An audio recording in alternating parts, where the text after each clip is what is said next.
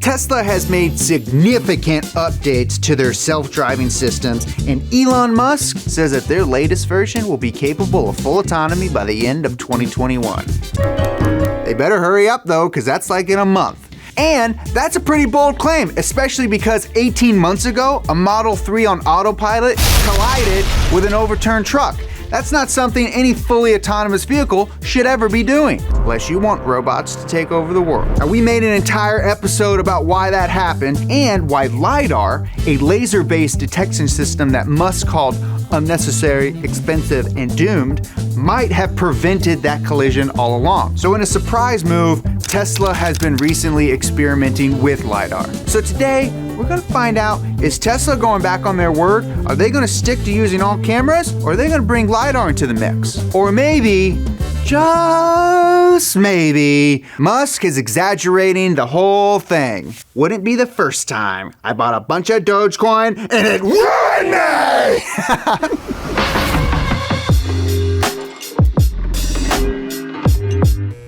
Huge thank you to Amaze for sponsoring today's video. Personally, I love it when a car triples down on a theme, you know? Just really goes for it. Kind of like this Mercedes-AMG GT Stealth. You like it? Good, because Amaze is giving you the chance to win it with taxes and shipping included. Plus, every donation you make benefits Metallica's All Within My Hands Foundation, which strives to fight hunger, support workforce education, and more. Just head on over to amaze.com/donutmedia to enter for your chance to win this incredible car that I really admire and really want. Oh yeah! I have been summoned. Again, Doug, huh? I heard you say fire, I figured I'd pop up. Doug, I didn't say fire, I said admire. You know, I heard the loud screaming down there, I thought you said fire, so I'm not gonna interrupt you. I'll get out of here. Like I was saying, I really admire the Stealth. It's got what they call the night package, blacking out all trim with the black element LED headlights and dark chrome grille. Plus, under the hood, you'll find a twin turbocharged V8 galloping with 524 horsepower. Black olives, pineapple, green peppers. Extra green peppers this time. Last time you guys skipped me on Doug, peppers, okay? Buddy, what's up? You think you could keep it down a little bit? Am I being loud? If owning a Mercedes-AMG GT Stealth sounds good to you, you can enter to win and support a great cause by going to amaze.com/donutmedia today. Hey man, I forgot my wallet. Do you care if I use your credit card? I don't have all day, dude. When Musk says the latest version of Tesla's self-driving systems are capable of full autonomy, what he means is level 5 autonomy. Unlike your buddy's stage 3 NOS energy drink dispenser, this number actually means something. Now technically there's 6 levels because 0 counts and 0 is a number, and when you do 1, 2, 3, 4, 5 and then add on 0, it's another number. So there's 6 total levels, with 0 being the lowest level. 0 through 5 is 6 levels. I know, math is hard. If this is tough for you, go watch Money Pit. Now, level 0 provides simple warnings or small, momentary assistance to the driver. Things like blind spot warning or emergency braking, they're level 0. Level 1 and 2 are pretty much the same, just with increasing complexities. So they have assists like lane centering, adaptive cruise control, and crash avoidance. Up to this point, the human behind the wheel is still the one in control of the vehicle, and they're responsible for monitoring their surroundings. Once you hit level 3, or higher up, that flips and it's the car doing the driving. This is like sci-fi stuff like driverless taxis that don't even have steering wheels. And at the top of the scale is a full level 5 autonomy, a car that can completely drive itself from any location to any other location without human intervention or supervision. The last stage, level 5, is what Musk claims Teslas will be capable of very soon. And some people are skeptical, including Tesla's own engineers. Their director of autopilot software even told the California Department of Motor Vehicles that Musk's claim does not match engineering reality. Now, given the current state of driverless technology, it seems like we might be a long way from level 5. Now, for a car to be fully level 5 autonomous, able to drive itself with no human interaction, at a minimum, it has to be able to recognize and avoid hazardous objects like overturned trucks. Now, in that previous episode I talked about, the Model 3, it failed to do that. And we explained 4 systems that can detect potential hazards: sonar, radar, cameras, and LiDAR. radar. Each of these systems has strengths and weaknesses, but when it comes to full autonomy, sonar and radar alone don't provide enough information. See, sonar uses sound waves and works great for stuff that's nearby, but it has a relatively short range, about 10 meters. Actually gets less accurate as distance increases, and then the sweet spot is just below 2 meters. That means it is great for automatic parking and blind spot warnings, but it can't detect stop traffic 100 meters ahead. Radar operates very similar to sonar, but with radio waves. That gives it more range, but like sonar, it has relatively low resolution. Radar can tell you how far away an object is and how its speed is relative to yours, which is great for things like guided cruise control. But over long distances, it can't reveal important details like whether some object is a truck stopped directly in your path, or a low-hanging sign above the highway, or a cardboard box sitting close to the road's edge. And like sonar, it gets less accurate as distance increases. Sonar and radar only provide two-dimensional information, direction and distance. It tells you there's something over there and how far away over there is. That's fine for driver aids like parking assist because the human driver can use their eyes to identify what's around and if they need to be worried about it. The human's vision is another source of information, a way to cross-reference distance and direction to eliminate errors and to fill in the 3D information necessary to move around the environment safely. But to provide the information necessary for a self-driving car without human involvement, Tesla and other companies incorporate video cameras. Cameras provide a huge amount of information, and Tesla is so confident about cameras that in May 2021, they stopped putting radar in the Model 3. Getting rid of radar and relying solely on cameras is part of Tesla's long-term strategy for self-driving cars. Elon Musk said that a vision-only system is ultimately all that is needed for full autonomy. The rationale is that if you want to make a self-driving car, why not model it after us? We're like perfect computers. Computers interpreting data from cameras is similar to how a human driver's brain detects road hazards using their eyes. Tesla is even calling their new radarless system Tesla Vision to emphasize their all-in stance on cameras. But there are a couple of problems with the vision-only strategy.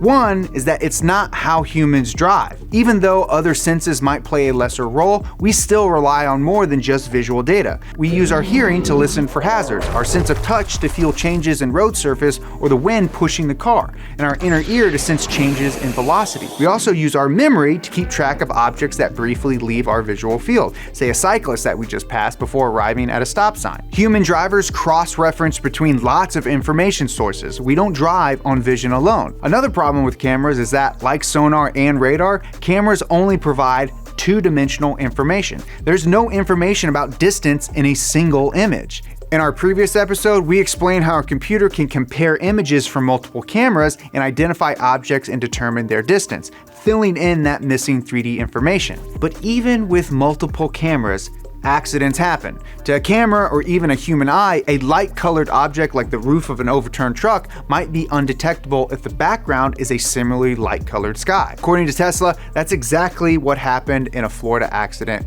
in 2016. The light being reflected by a truck was similar in color and brightness to the sky behind it. And neither the Tesla's autopilot computer or the driver saw the truck as anything other than part of the background. Or, at least, that's how Tesla described the incident. It's also possible that the cameras couldn't detect the difference and the human driver wasn't paying enough attention. Ordinarily, a human will be much better than a camera at detecting small contrasts between light and dark, and therefore much better at detecting an object against a similar background. That limitation of cameras is one reason why we don't have fully autonomous cars just yet. The presence of a human driver whose eyes can perceive more or different information compared to a camera provides a form of cross-referencing or redundancy in a visual-only system. Normal human vision can detect things that autopilot misses. So, is a potential solution just have better cameras? Well, that presents another problem. Tesla's current hardware version is HW3, Homework Assignment 3. Get it out of here, I don't do schoolwork no more. Tesla's current hardware version is HW3. That's been in use since 2019, and the Tesla in that Florida crash, that was 2016. So that was like, I don't know, you guys do the math. HW1 was the standard back then, and it only had a single camera facing forward. The HW1 autopilot computer would cross-reference visual information with radar data to make decisions about potential hazards. Crash avoidance features wouldn't activate unless the visual and radar data agreed. Agreements help minimize the car's reaction to false positives. You don't want the car slamming on the brakes every time it detects a shadow. So it's assumed that a human driver would be present and paying attention, and if the camera and radar systems aren't in agreement about a hazard, there's still someone there to make the right decision. It's possible that older versions of the autopilot hardware like HW1 were more susceptible to visual errors because of their single camera setup. But the Tesla, which hit the truck overturned in 2020, it had HW3, the current system. So what's going on with that, Mr. Elon Musk? HW3 includes a 360-degree array of 8 cameras, 3 of which are looking down the road for obstacles. One has a wide-angle lens focused 60 meters ahead, one has a narrow focus lens zoomed out to 250 meters, and one with an ordinary lens focused at 150 meters. By comparison, it takes a human driver about 100 meters to notice a hazard, hit the brakes, and come to a complete stop if you're going 70 miles per. Having cameras focused at different distances provides yet another form of cross-referencing, and to detect a hazard, the Tesla's autopilot computer will compare images from all 3 cameras. But the autopilot computer isn't just comparing single images like we talked about in our last episode. It's comparing video. Ever heard of it? Now that video actually isn't recorded at very high resolution, just 720p. If you want to see what that looks like, you could choose 720p as an option for this video. It's really not that bad. How do I look? Okay, for the 4 people who know that that's not how it works, don't yell at me. Okay, I know it. It's a joke. Now go back and tell your large mom I say I'll be home for dinner. You may not be able to see each individual hair, but you can still clearly see that I have a mustache, and you wouldn't have any trouble seeing a truck if it was about to run me over. A 720p video camera means the total amount of data for each frame is 921,600 pixels, or about 0.9 megapixel. The image processor within the HW3 autopilot computer can process a maximum of 1 billion pixels per second. That is a lot, but each camera is producing 36 frames per second for about 33 million total pixels per camera every second. Multiply that times 8 cameras, and that's about, I don't know, 250 million pixels per second being sent to the imaging processor. Having a processor with a maximum capacity that is 4 times the average amount of data it receives ensures it doesn't get overwhelmed. Also, all the images coming from one second to the next have a lot of similar data, so it doesn't have to reprocess all of that extra data. So it's using less processing power to do that. That prevents delays in identifying objects, which obviously is important for safety. But it couldn't safely process an image quality much higher than that.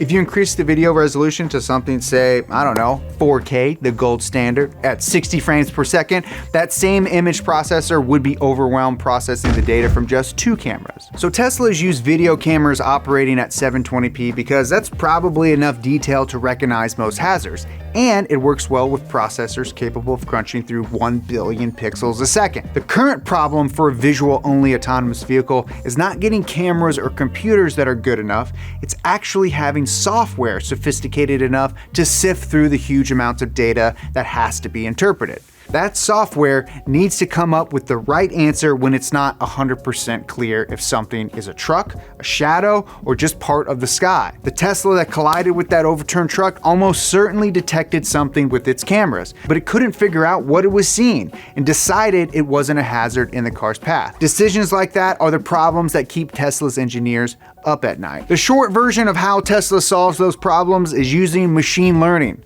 That's when software is able to generalize from experience. Here's an overly simple example to at least get a sense of how it works. You feed a bunch of visual images into a computer program, and some of them have overturned trucks, some are shadows, and some are just bright sky. The images are from lots of different angles with lots of different lighting conditions. For each image, the program chooses whether it thinks there's a truck in the image or not. It's then told whether it's correct, and it remembers that, with lots of other characteristics of that image. If you repeat this process enough, eventually the computer program will get very good at distinguishing between images with and without trucks, even ones that have angles and lighting conditions that it's never seen before. Obviously, creating a program like that and training it takes a lot of work and a long time, but in essence, that is what Tesla has been working on. They've developed the world's most sophisticated overturned truck identification program, and they've also taught it to identify pedestrians, stop signs, curbs, other cars, cyclists, buildings, parking spaces, and pretty much everything else that's relevant to a vehicle on the road. That is a huge achievement, but to some other folks working on self-driving technology, it's also a huge waste of time because a ton of that information can be filled in by LiDAR instead. You know what I want to get filled in with? Your mom's cream pudding. A car with LiDAR uses lasers to scan the environment around it, and to its proponents, it bridges the gap between radar and cameras. It constructs a 3D model of the environment complete with distance and direction like you get with radar, and shape and structure like you get with cameras. With LiDAR, you don't need a complicated piece of curb identification software that you have to teach to interpret visual data to distinguish between curbs and lane lines. That's because a car doesn't need to know what a curb is. It just needs to know that there are small hard ledges over there that you shouldn't run over. Proponents of LiDAR also say that visual systems have problems with the kind of data they deliver. Too much of it is simply irrelevant. An autonomous car doesn't need to know what color an overturned truck is. Hitting a red truck is just as bad as hitting a blue one. Can we all just get along? It doesn't even need to know that it's a truck, just that there is some solid object directly in the car's path. But things like color data, which isn't important for many instances of crash avoidance, is part of the information being sent from the camera, and all of that extra information has to be handled by the image processor, which sometimes makes its job harder than it needs to be. Of course, for a fully self-driving car, you do need some visual information, like color, to identify stoplights, for example. Well, actually not really, because it goes red, yellow, so they could just look at position. All right. And that's why LiDAR proponents all agree that it's just one part of a system that cross-references with others like cameras and radar to give the most complete, most efficient picture of the world. The disagreement between Elon Musk and proponents of LiDAR, which includes Google and every other car maker other than Tesla, isn't about whether to use cameras or not, it's whether the best solution to driverless cars really could be visual only. Of course, LiDAR isn't perfect. Musk is right about one thing. It's expensive. It uses bulky, ugly equipment, and it's susceptible to weather and interference, meaning it might not be suitable for a level 5 car, which needs to be able to go anywhere regardless of conditions. Or at least it was all of those things until recently. Researchers at the University of Texas, hell yeah, Longhorns, and the University of Virginia, yeah, go Buckweevils, have developed LiDAR technology using something called an avalanche diode that multiplies the electrons emitted by a LiDAR device. This massively increased LiDAR sensitivity while simultaneously decreasing the size needed to make a sensitive LiDAR detector and removing the need for bulky cooling devices. Lots of current high sensitivity LiDAR detectors won't work unless they're hundreds of degrees below zero.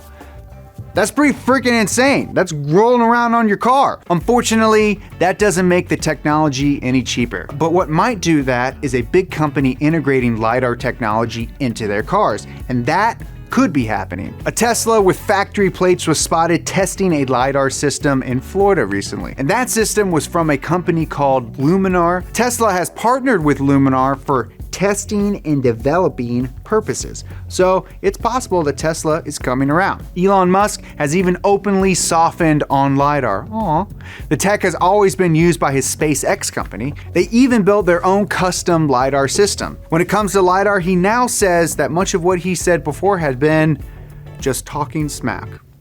Thank you guys so much for watching this episode of B2B. What do you guys think about Tesla and their technology? Do you like it? Do you hate it?